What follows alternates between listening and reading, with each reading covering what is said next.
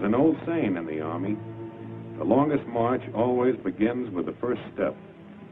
By the same token, the greatest battle usually begins with one word. One simple code word which becomes the symbol of the whole operation. So it happens that the battle for New Britain begins with the word overpower. The secret Army code word. And it means that at a certain time, at a certain place, American troops will land on the Jap-held island of New Britain. It's a tough island to crack. The Japs gave it plenty of teeth. A powerful naval base at Rabaul, good airstrips, and over 100,000 troops spotted in different places and expecting a visit. And besides Japs, there's always the jungle. Never before in history has a large-scale war been fought on such difficult battlefields. Looks pretty, doesn't it? Pretty as a picture in a pre-war travel advertisement. But how is it to live in? Ask Joe Soldier. A jungle-clad paradise crawling with bugs, snakes, and lizards, spiders. Ask him about sweating out a march through blazing equatorial heat. Ask him about the smell, that wet stench of the jungle. Yes, and don't let him forget to mention those tropical sunsets, bringing the malarial mosquito. An attack is prepared in staging areas where the men are rehearsed for the job. Quietly, secretly, systematically, men and equipment start moving into 3 separate areas along this coast. This is done so there'll be no large concentration of troops in any one spot to tip off the plan. A task force is a miniature army, tailored for a particular job. This one consists of a regiment from Texas, a battalion of artillery and service troops, quartermasters, signal corps, engineers, and medicos. They know what this staging area means. A jumping-off place for something big.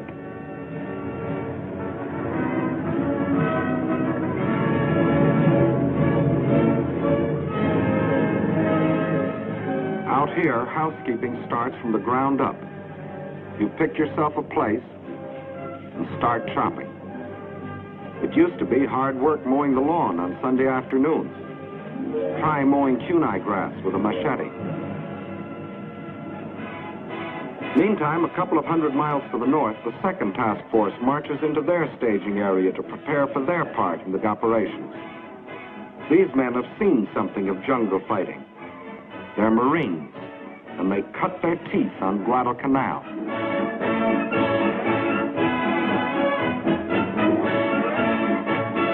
In the third staging area, it's more Marines, more guns, more shells, more thorns to press into the side of Tojo's Island of New Britain. On back of the men come the trucks, the half-tons, the jeeps, the bulldozers, a community on wheels, carrying the 1,001 needs of a task force. Food for bellies and gun barrels, canvas for cover, wires for communication, the tools of a jungle army. When the lot is cleared, you stretch out your house. Doesn't take long. Just fasten the ceiling, get under the center pole, and hoist. And leave plenty of slack on those ropes. The first rain will do the tightening. Nudging out elbow room in this wilderness and getting your stuff across swamps and streams is pretty rugged. But it's good practice for jungle warfare.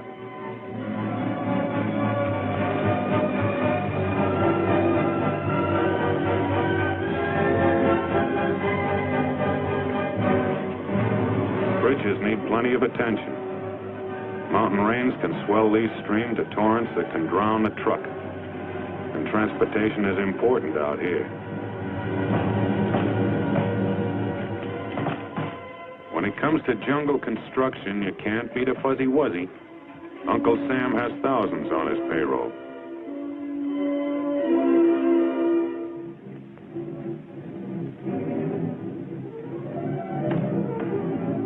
The foreman checks everything. Thatched roofs keep out most of the rain, some of the heat, and none of the bugs. And don't think these builders don't know the value of money. Money will buy a pig, and a pig can be exchanged for a wife.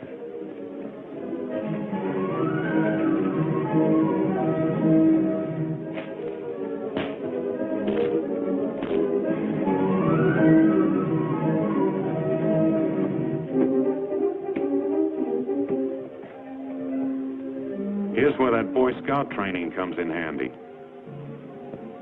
And this lad is an awfully tough critic. Outfits sprawl over a staging area for miles. It's a signal corps job to tie them together with telephone lines. Not much like hometown telephone poles, but the technique of climbing them hasn't changed a bit.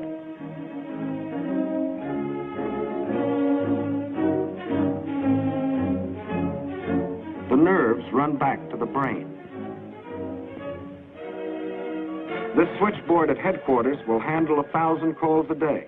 Orders, reports, requests, instructions to field phones out where the jungle begins.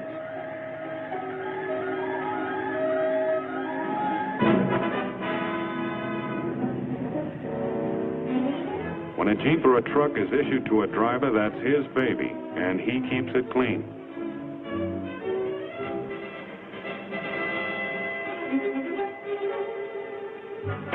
The old swimming hole, jungle style. It's the bath, shower, and laundry combined. First scrub your skin, then scrub the clothes you just took off.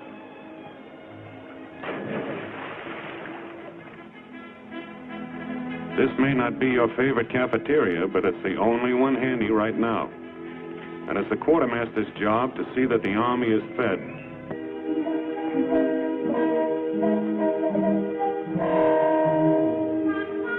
There's a mess of vitamins that'll pad your ribs, but don't get us wrong.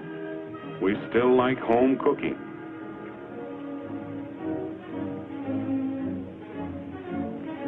These are the canvas cities that Joe Soldier built out of jungle and kunai grass.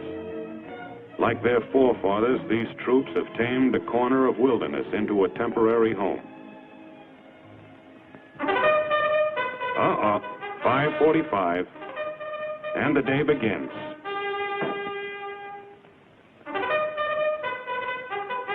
A helmet makes a swell wash basin, and you can't do this with a family sink. And now to work. It begins with the task force commander giving the details of the job to the men who are going to do it. There will be 2 landings on New Britain.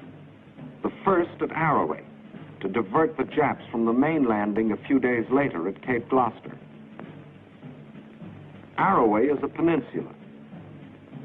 A small force will make a landing up here in the enemy's rear, they hope, and move down the peninsula to join with the main forces, who will land along here.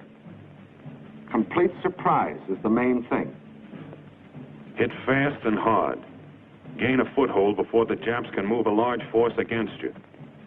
That's what unit leaders are telling them. A soldier has to know what he's supposed to do, where he's supposed to do it, and why.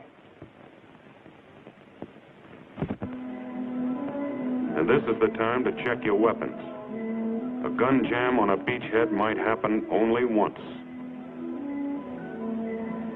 The same thing is going on up in the Marine staging area.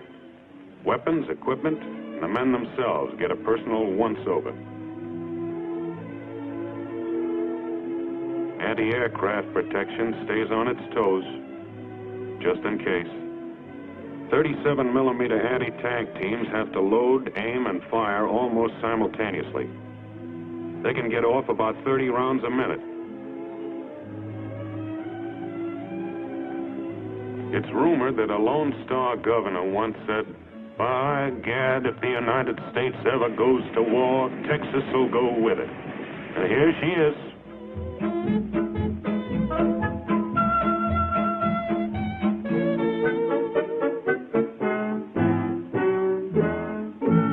They'll be our artillery, too, for knocking out Jap strong points. Sometimes it takes a flamethrower to burn out a pillbox. They work well in jungle warfare. That could be a NIP installation. Native fighters, or bongs as they're called, give our troops a few tips on the technique of jungle fighting.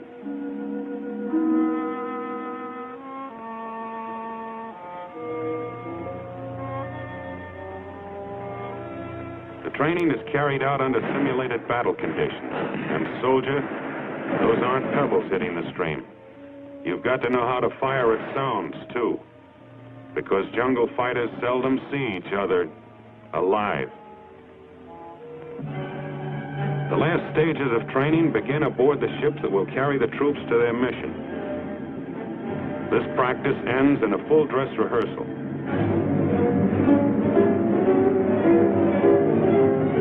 Two detachments are going to make the landing in rubber boats. It takes a lot of practice to handle these. It's dangerous, plenty dangerous. No protective armor, no more speed than your own paddle power.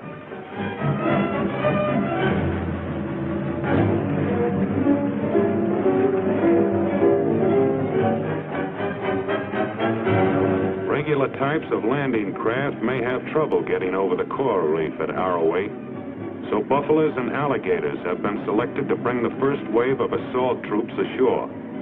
What's an alligator? It's an amphibious tank. What's a buffalo? It's an amphibious tank, too, but it's got more armor. They look like bad dreams, and they'll deliver the first punch. And now let's hear what the general thinks. The secret of your success is your squad and platoon leaders. They must get hold of their outfits and control them. But control doesn't mean bunching. The buffaloes will land in a wave. From then on, they're tanks. They crash through the underbrush. They knock out trees, followed by riflemen.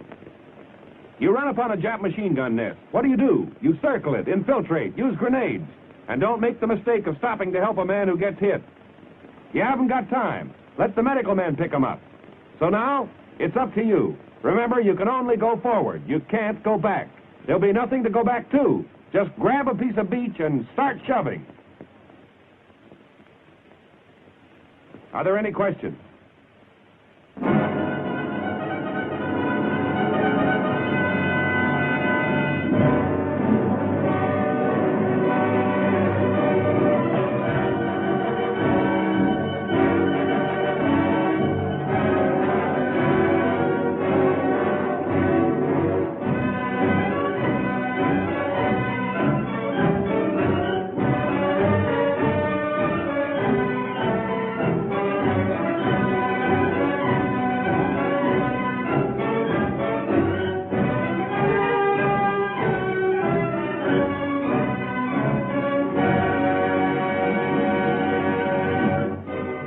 Comes the parade of men and supplies, the loading, the checking, the counting, the packing.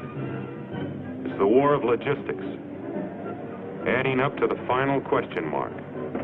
Will the troops who make the landing have what they need, where they need it, and when they need it? Training is over. Rehearsals are over. This is it.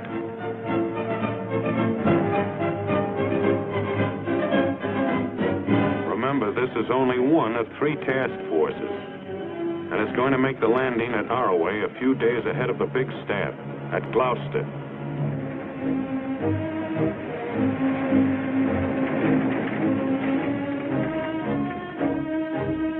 The Commander-in-Chief, who is responsible for the coordination of the whole plan, comes down for the takeoff. General MacArthur and General Kruger on the right, commanding the 6th Army, have a last-minute chat with the task force commander. What they said is a military secret. The first assault waves are ready.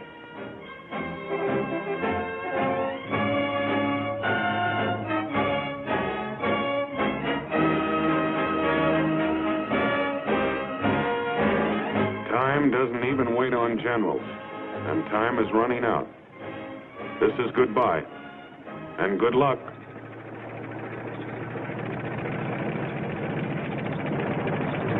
they go.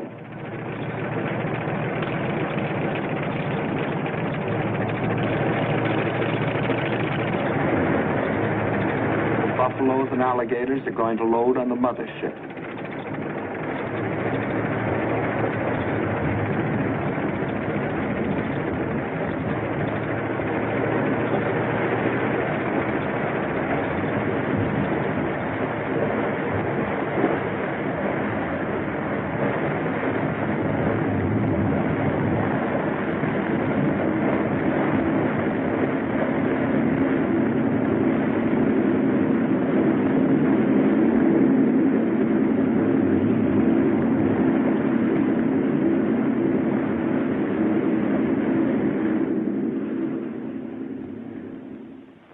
Meantime, the main force loads aboard its transport. Once up the net, the landing craft that brought them will be hoisted aboard. And the rubber boat detachments move out to load on the destroyer that will carry them.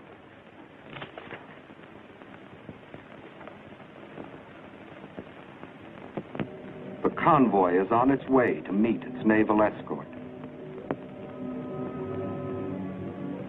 This is D-Day -1. The men know that means the day before invasion.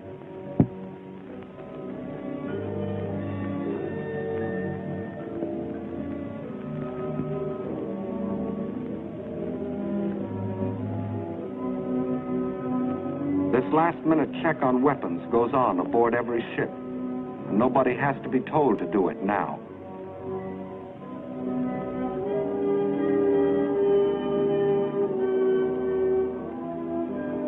Ammunition to fight malaria. It's the daily atabrine pill.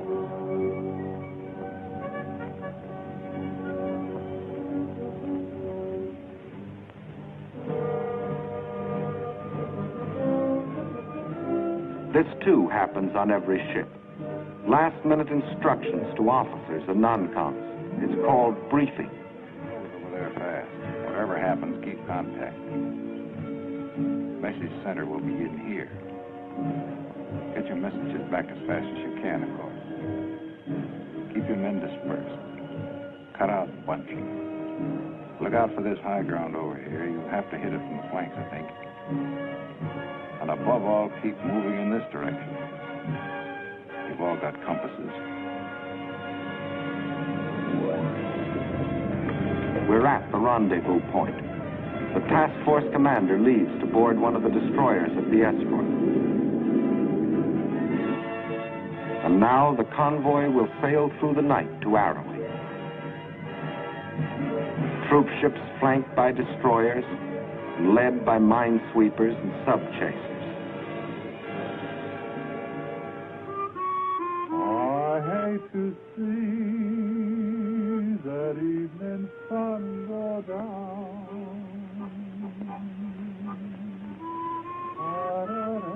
Tomorrow belongs to the headlines in hometown papers, to the radio commentators, and the casualty lists. But these few hours belong to each man to spend as he likes.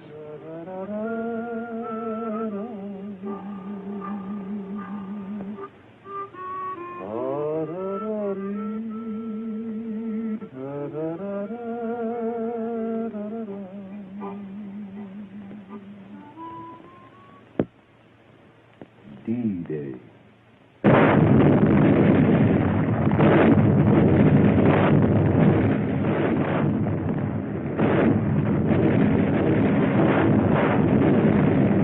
Under the protection of the naval barrage, the first assault waves keep circling, awaiting the order to start in.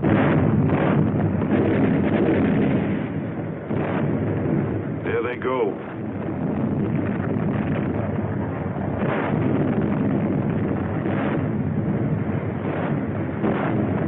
Jap plane.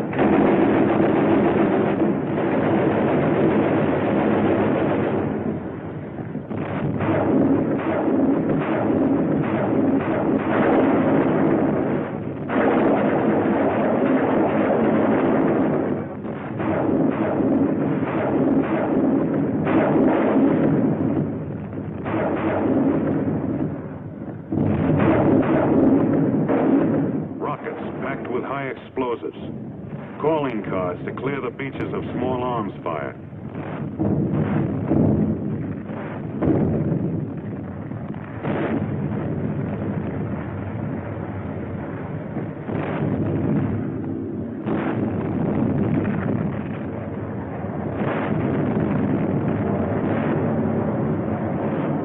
More planes coming. Ours, we hope. Yep. It's a sky full of angels, our own B-25s.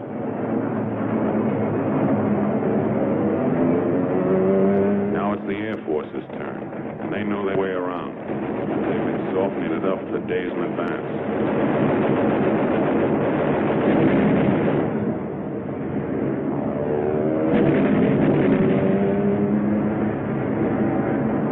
Propaganda leaflets to tell the Jap what's happening to him and why.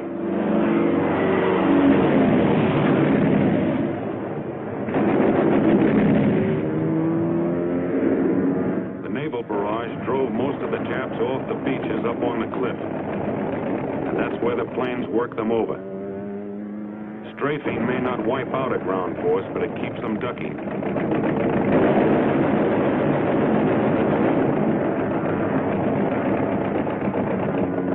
There's the landing place. The first casualty, result of a Jap machine gun burst. It's safe to raise your head and look at the shore now. And here's why. This is what naval barrage and air bombing can do to a shoreline.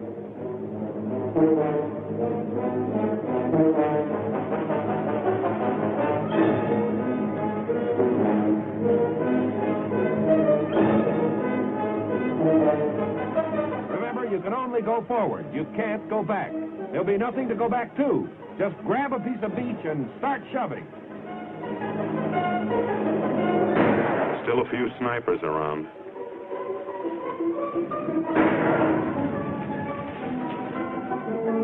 Patrols grope ahead of the main body to feel out the Jap strength, locate his positions.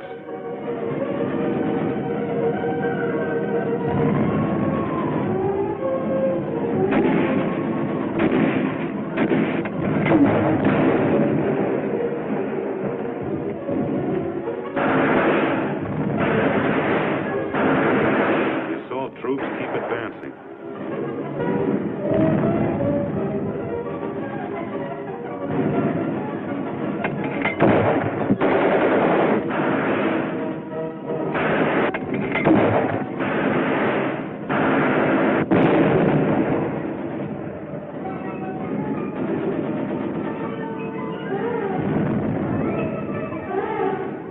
The peninsula was lightly held, but there are still plenty of Japs to comb out. You don't see many, except this kind.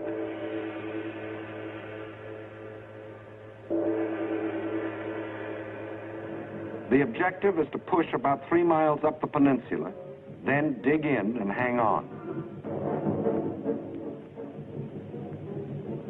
More and more troops are fed up to the rapidly advancing front by jeeps,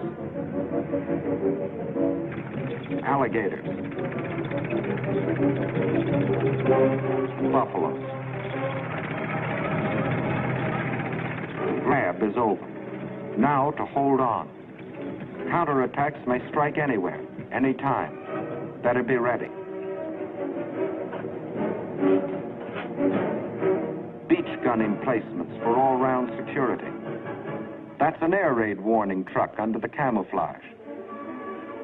And every man digs a place to dive into when the Zeros come.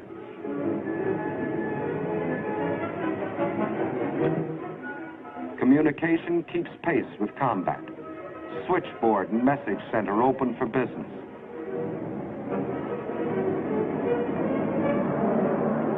Supplies are needed faster than ships can bring them.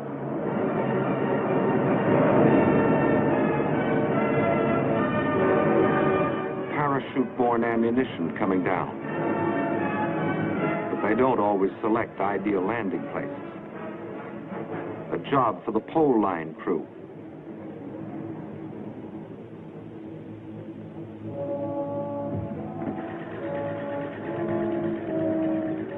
That dirty pool is being converted into drinking water by the Engineer Water Purification Unit.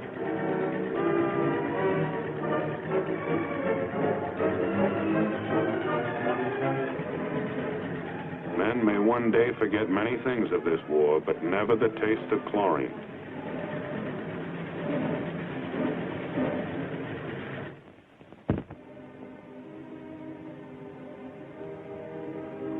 Casualties from the front get attention in the surgical tent. The man on the table got a shell fragment in the leg. Enemy planes.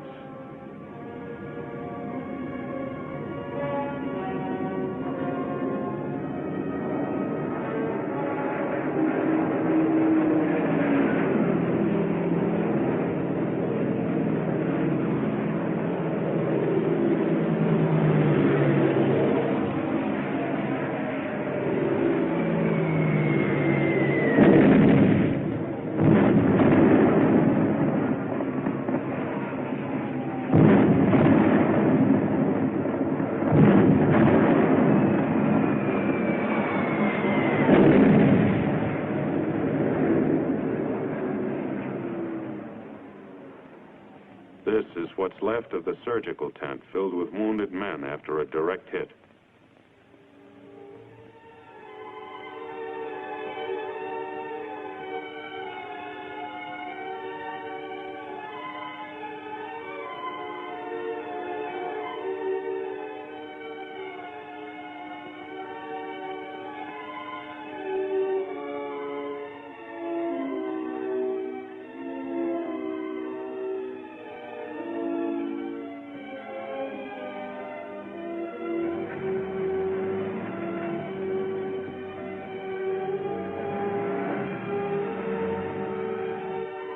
For these men, the roads are longest.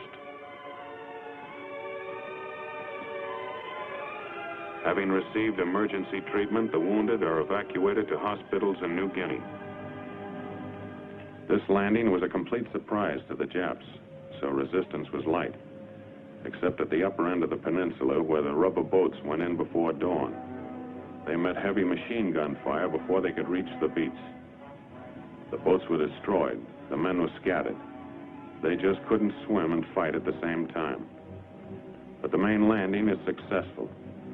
The Japs have been driven back up the peninsula. The beachhead is established. The task force commander is ready to make his report.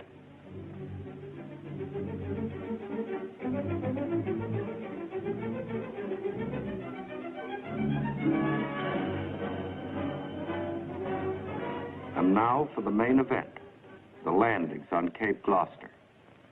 Arroway was the feint with the left. Gloucester will be the right to the jaw. Here, here, and here.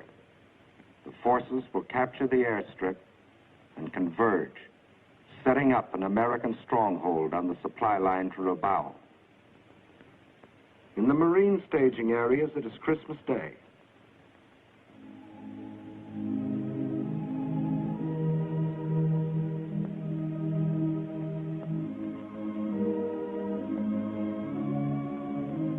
The last mass before sailing for Gloucester.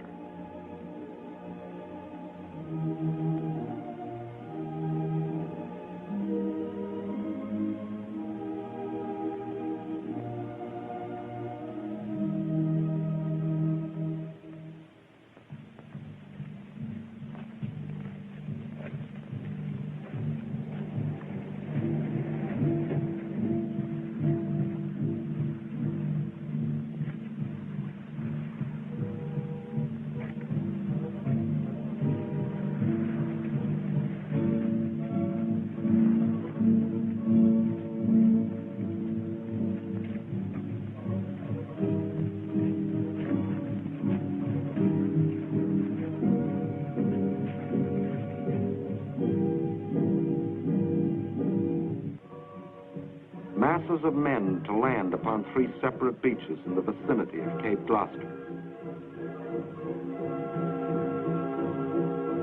This is to be the main effort.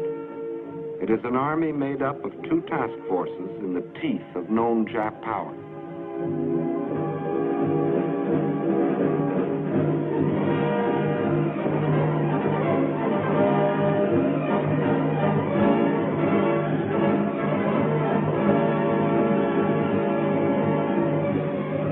These two landings are the first stage in the neutralization and envelopment of Rabaul.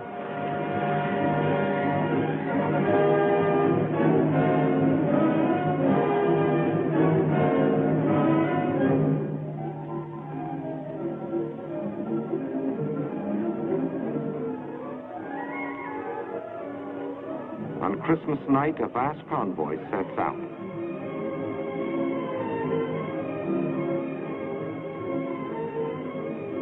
Cape Gloucester, New Britain.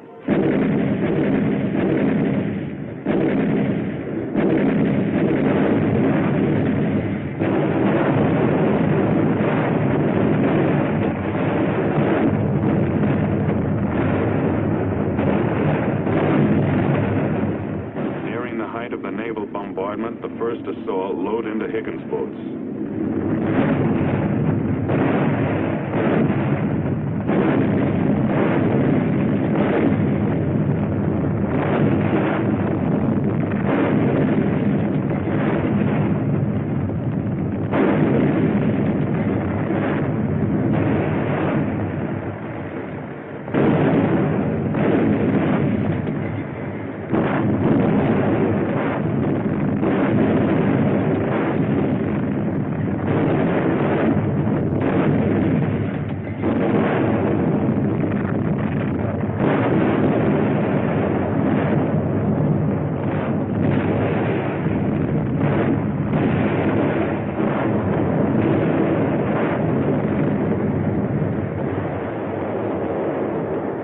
The umbrella of air protection arrives on time.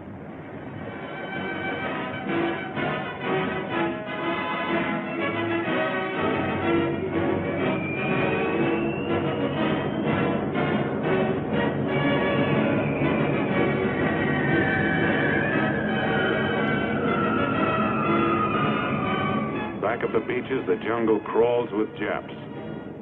They're dug in and well fortified, but not against this.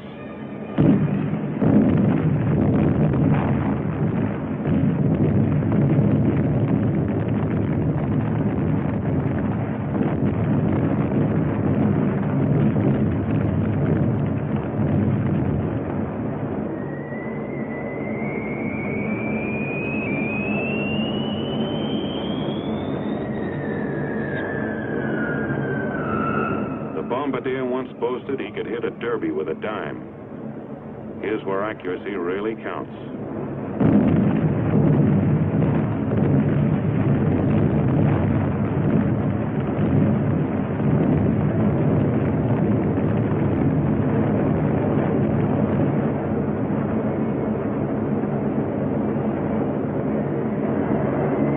Just back of the beaches, but not too far in.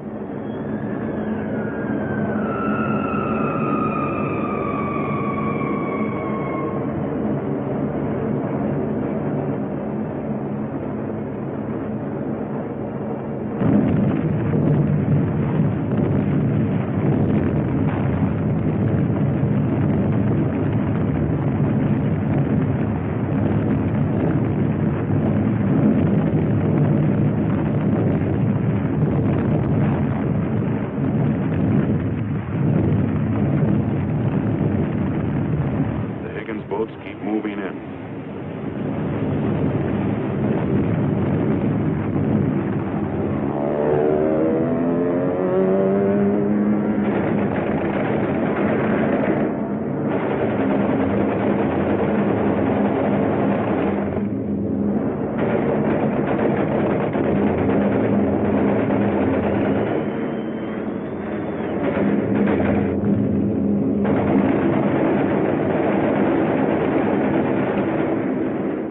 Under this air cover, the invasion fleet creeps forward.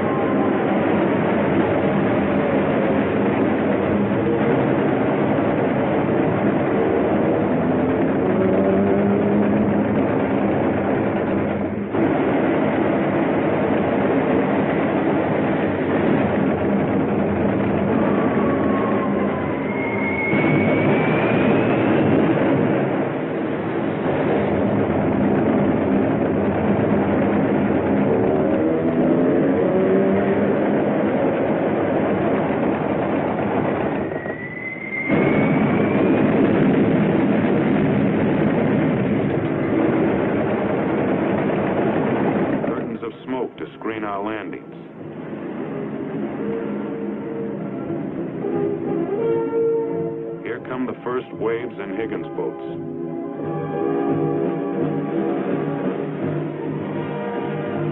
Not ghosts from Pearl Harbor, but American boys. Tom, Dick, and Johnny. The boys who used to play baseball in the vacant lot on Saturday afternoons. The youngsters that drove jalopies and sang the popular songs. You may have wondered sometimes if they'd ever amount to anything. Well, here they are, giving everything they've got. This is jungle.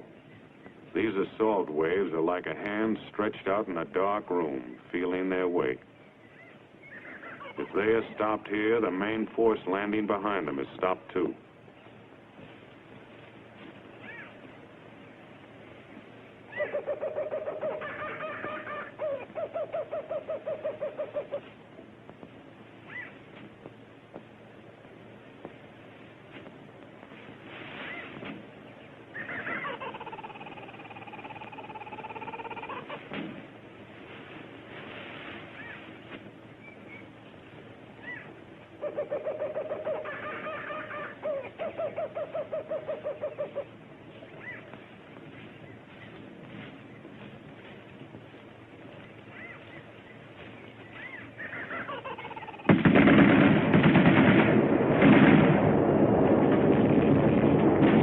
Contact with the enemy.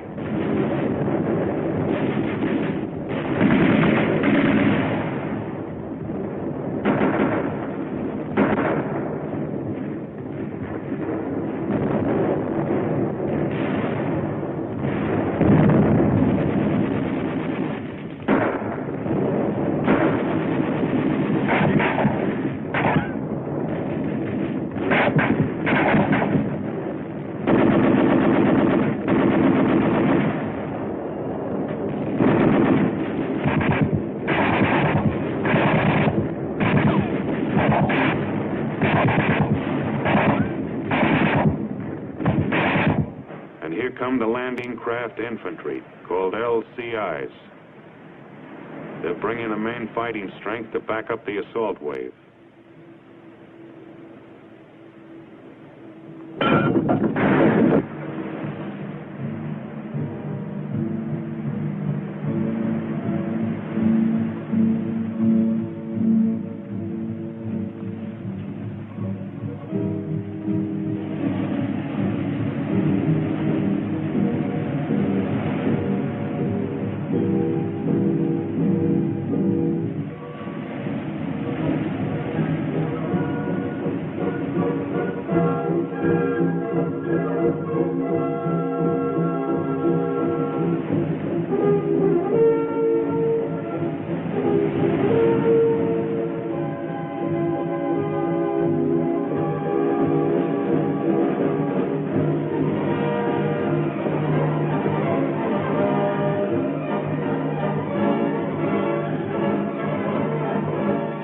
To be carried in the hard way. The trucks come later.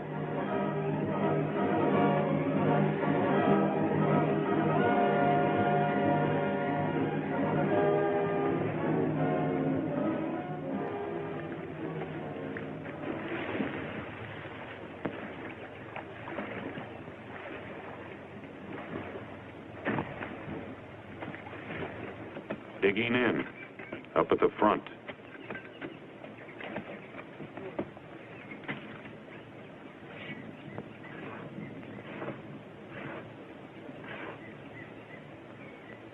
Here's a highly trained specialist. Even a Jap sniper can't camouflage his scent. Fresh troops forward.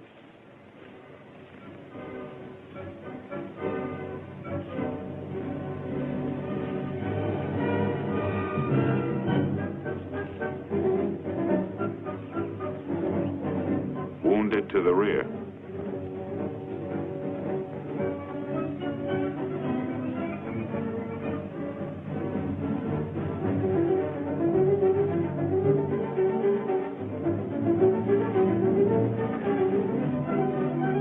Never know what's around the next bush.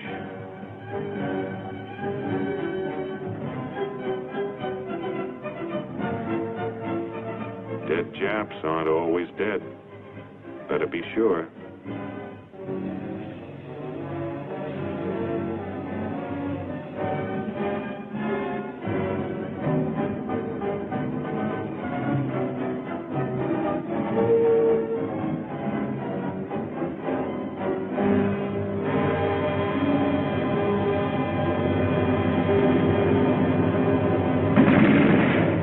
Enemy strong point.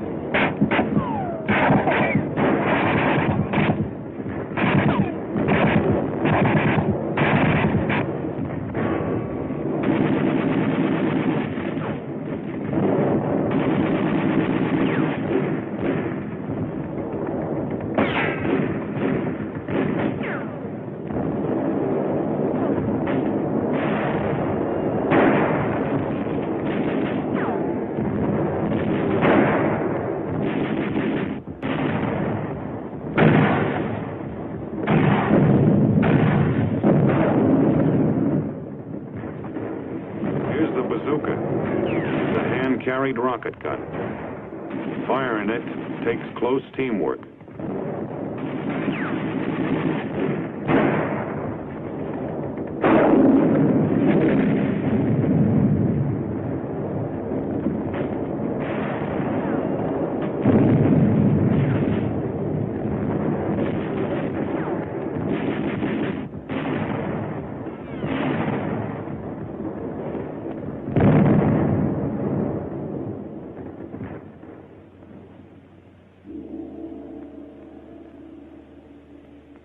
Hand grenades, mortars, bazookas, and flamethrowers did this.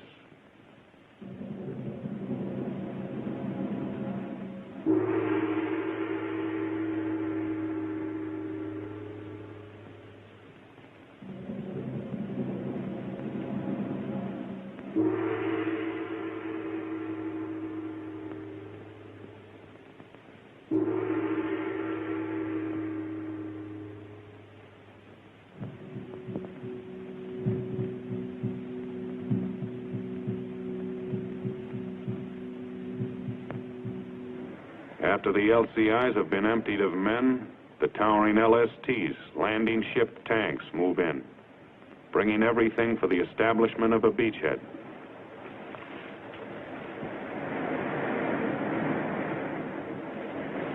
This succession of ships, all in their proper order, thousands of men and tons of supplies have but one purpose: to keep a thin line of riflemen fighting their way forward into the jungle.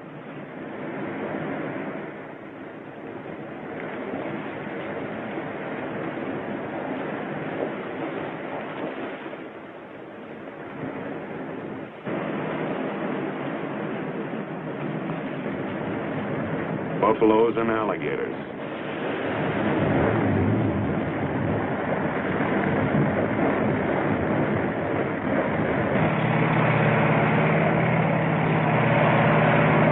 Mechanized sledgehammers, smashing holes in the jungle wall.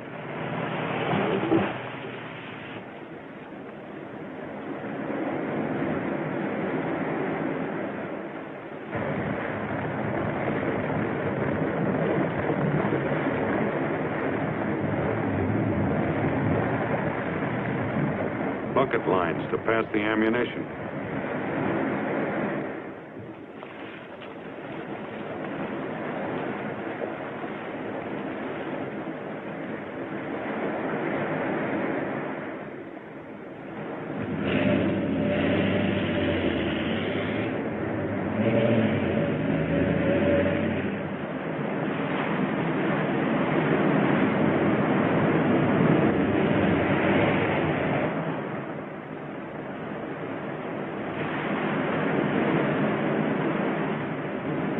Jeeps do a lot of things, but they can't swim.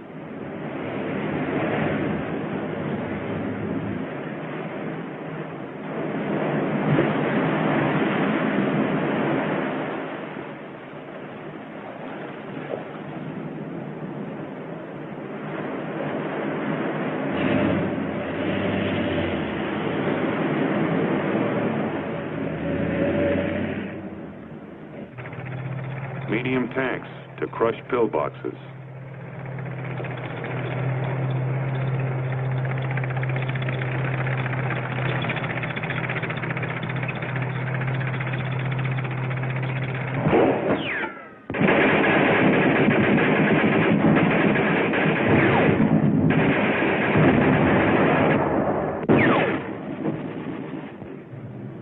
An hour or two later, the trucks roll in.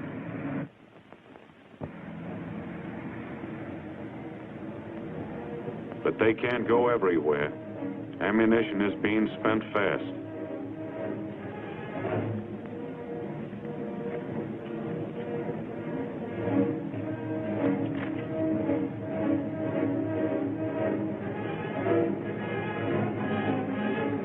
For every finger squeezing a trigger, there are 100 others pulling, hauling, and carrying.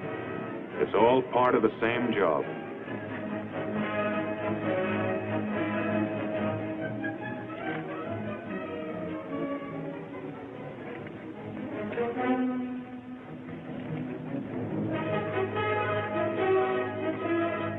That's barbed wire they're carrying.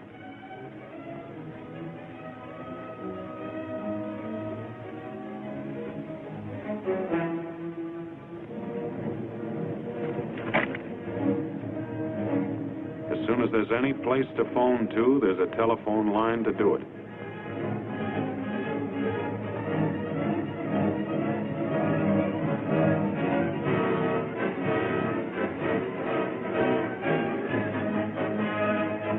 A final protective line against counterattack must be prepared.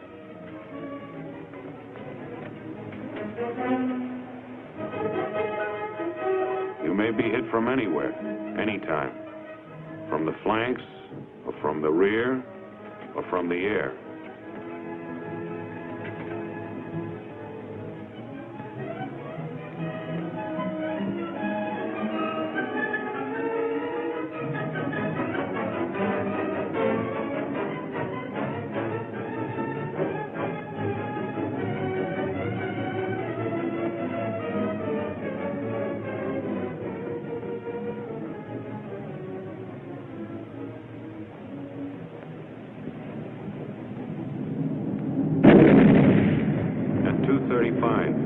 Enemy dive bombers. Jap planes shot into the water. More than 60. Costing less than a dozen of our own. The Japs concentrated on the destroyer Bronson. That's the Bronson standing on end, sinking fast.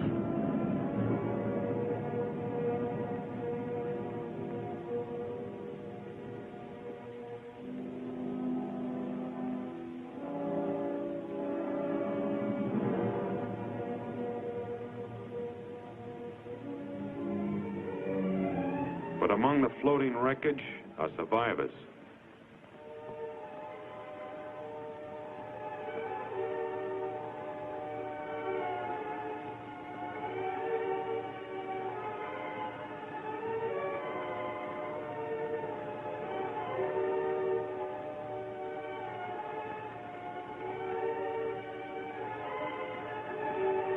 Exhausted, some dying, some dead.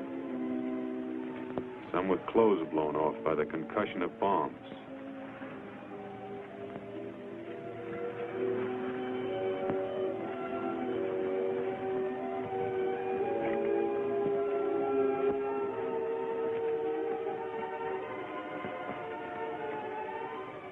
These are a part of 208 survivors who will remember the Bronson when they fight again.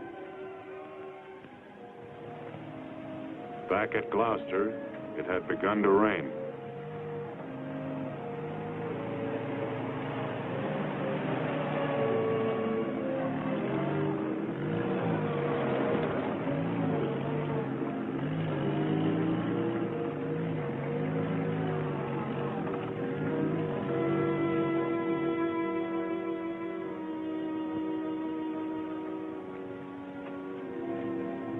The folks back home are eating Christmas dinner about now.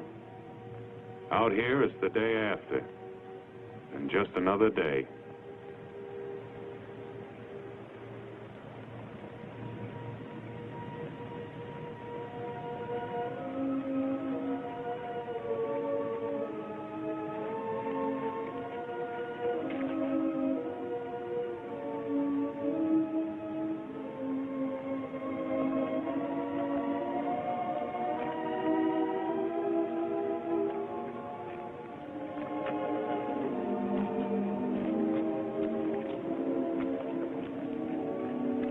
Just one more enemy.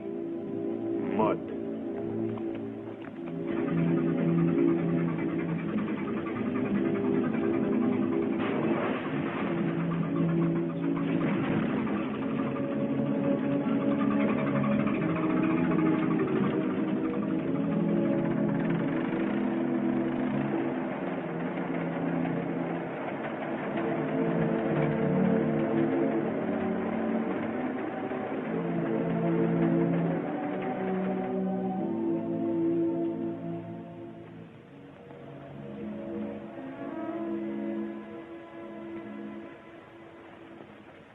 Information gained from prisoners confirms what we know.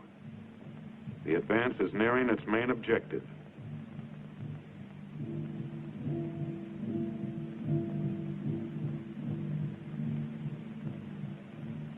But every step forward means some men coming back on stretchers.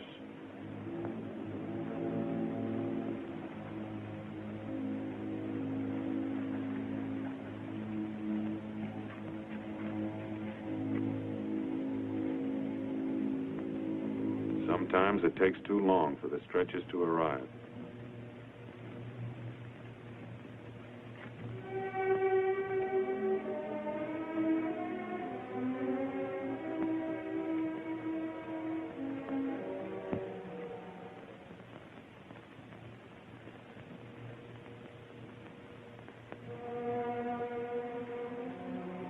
Medical officers scrubbing up for emergency treatment before evacuation.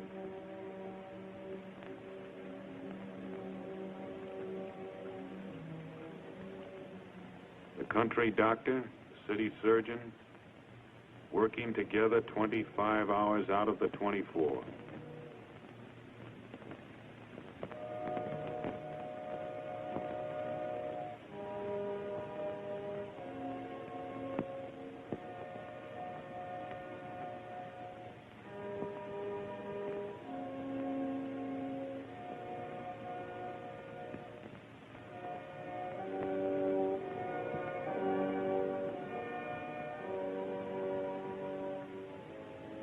Part of the price of a beach landing.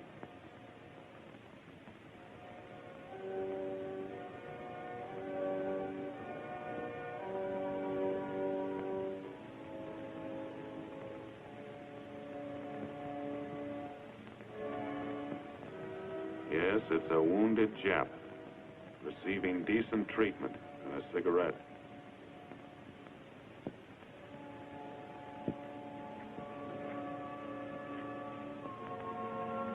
On the beach the next day, wreckage.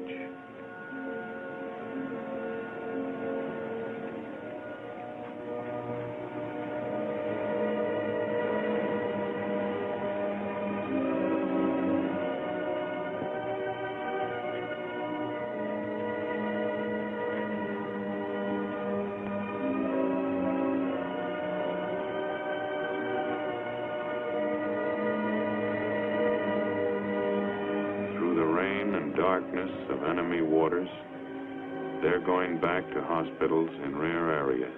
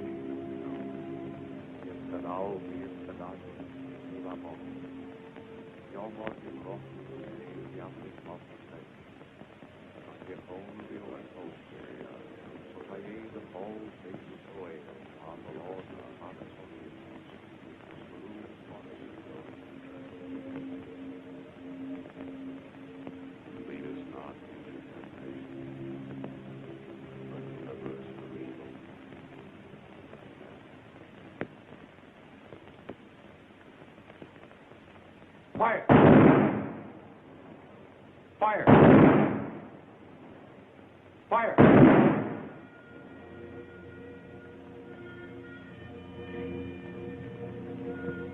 One day of American living, bought and paid for.